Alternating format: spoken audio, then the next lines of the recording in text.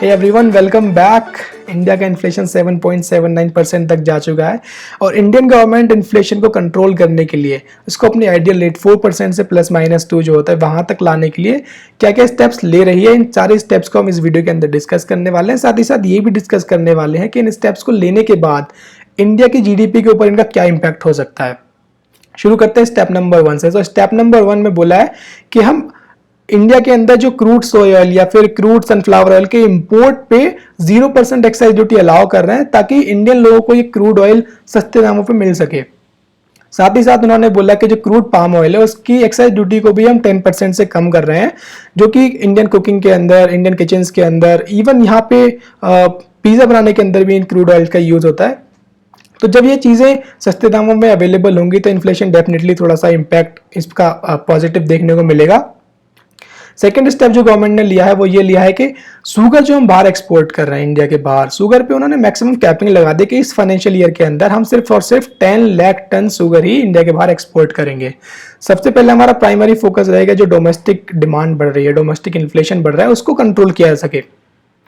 Third जो step government ने लिया वो भी सिमिलर स्टेप है। उन्होंने वीट के एक्सपोर्ट पे बैन लगा दिया, स्ट्रिक्टली बैन लगा दिया है कि हम वीट को एक्सपोर्ट नहीं करेंगे, गेहूं को बाहर एक्सपोर्ट नहीं करेंगे। पर साथ ही साथ उन्होंने कमिटमेंट जो दिया था, नीडी कंट्रीज को कमिटमेंट जो दिया था, जिनको गेहूं की जरूरत थी वहां पे वो एक्सपोर्ट करते रहेंगे, वहां पे रुकावट नहीं होगी। अब गेहूं के प्राइसेस या शुगर के प्राइसेस एक्चुअली बढ़े क्यों थे? जब कोरोना के टाइम पे लॉकडाउन लगा था तो इंडियन गवर्नमेंट ने काफी राशन नीडी पीपल्स को फ्री में बांटा था, उनकी जरूरत थी, उनको बांटना पड़ा, इसीलिए वो स्टॉक बचा के रखते भी हैं।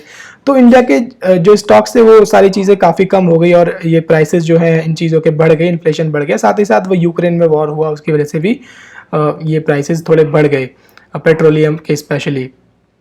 ना फोर्थ स्टेप जो गवर्नमेंट ने लिया इसको टैकल करने के लिए कि हम पेट्रोल के और डीजल के प्राइसेस पे एक्साइज ड्यूटी को लगभग 8 और 7 रुपीज से कम कर रहे हैं, जिससे कि रिटेल प्राइसेस जो हैं वो पेट्रोल के 9.5 रुपीज से कम हो गए और डीजल के 7 रुपीज से कम हो गए। साथ ही साथ उन्होंने ये भी बोला कि इन फ्यूचर अगर जरूरत पड़ती है तो हम एक्साइज ड्यूटी को फिर से एक बार कम कर सकते हैं, क्योंकि हमारा प्राइमरी फोकस अभी इन्फ्लेशन को कंट्रोल करने पर है। नाउ फिफ्थ स्टेप जो गवर्नमेंट ने लिया, जो हमारी फाइनेंस मिनिस्टर हैं सीतारमन, उन्होंने बोला कि हम 1.10 lakh crore rupees Indian farmers को देने वाले हैं एज एडिशनल फर्टिलाइजर, ताकि जो गेहूं, बाकी चीजें जैसे कि सीरियल्स, पल्सेस, वेजिटेबल्स, फ्रूट्स, इन सारी चीजों को सस्ते दामों पे इंडियन लोगों को मुहैया कराया जा सके ताकि इन्फ्लेशन को थोड़ा सा कम किया जा सके। तो ये 5वां स्टेप था जो इंडियन गवर्नमेंट ने लिया। ना 6वां स्टेप जो गवर्नमेंट ने लिया वो ये लिया कि जो स्टील, जो आयरन, जो मेटल है कि एक्सपोर्ट पे उन्होंने 15% की एक्साइज ड्यूटी बढ़ा दी। इससे होगा क्या कि जो स्टील कंपनीज हैं, स्टील कंपनीज बाहर जब भेजेंगी तो उनके प्रॉफिट मार्जिन में थोड़ी सी गिरावट देखने को मिल सकती है। तो इन्होंने इसलिए एक्साइज ड्यूटी बढ़ा दी, तो वो इंडिया के अंदर स्टील को सर्कुलेट करना चाहते हैं। पहले इंडियन डिमांड जो है स्टील की या फिर आयरन की या मेटल्स की जो डिमांड है उसको पहले पूरा करना चाहते हैं ताकि स्टील के प्राइसेस, आयरन के प्राइसेस, इन सारी चीज़ों के प्राइसेस इंडिया के अंदर कम की जा सके। साथ ही साथ उन्होंने जो बाहर से हम क्रूड ऑयल को इंपोर्ट कर रहे हैं, पेट्रोल को, डीजल को इंपोर्ट कर रहे हैं, उस पर भी उन्होंने जो एक्साइज ड्यूटी को कम किया ताकि जो पेट्रोल ट्रांसपोर्टेशन का कॉस्ट है वो कम किया जा सके। सो इन सारे स्टेप्स को लेने के बाद इसका जीडीपी के ऊपर क्या इम्पैक्ट है?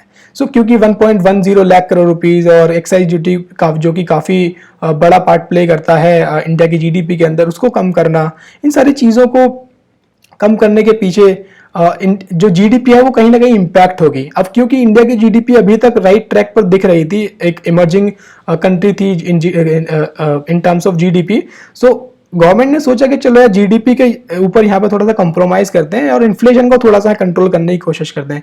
क्योंकि कोई भी गवर्नमेंट जब बनती है तो उनके दो ही प्राइमरी फोकस होते हैं। नंबर 1 कि वो किसी कंट्री की जीडीपी को हम ऊपर लेके जा सके, और नंबर 2 जो हमारा इन्फ्लेशन है, जो महंगाई दर है, उसको काबू में रख सके। सो क्योंकि हम राइट ट्रैक पर हैं जीडीपी के मामले में अभी तक, तो इन्फ्लेशन को थोड़ा सा यहाँ पे कंट्रोल करने की कोशिश की जा रही है। जैसे ही इन्फ्लेशन 4% के आइडियल रेट के आसपास आएगा, फिर आप देखना कि जीडीपी फिर से बाउंस बैक करके ऊपर जाना शुरू करेगी और स्टॉक मार्केट में जो इम्पैक्ट देखने को मिल रहा है, जो एफआईआई लगातार सेलिंग कर रहे हैं, तो जैसे ही हमारा इन्फ्लेशन रेट थोड़ा कंट्रोल में आता है, आइडियल रेट के आसपास आता है, तो वापस से आप देखेंगे कि स्टॉक मार्केट भी एकदम बूम पे जाना शुरू होगा। और इसके ऊपर मैं कल एक वीडियो बनाने वाला हूं कि जब इन्फ्लेशन रेट हाई हुआ है उसके बाद का फेज में एक्चुअली क्या हुआ है। आई होप कि आपको वीडियो पसंद आई होगी। अगर आपको वीडियो पसंद आई होगी तो प्लीज लाइक शेयर सब्सक्राइब जरूर करें। हम मिलेंगे अगली वीडियो के अंदर, तब तक के लिए बाय बाय, टेक केयर।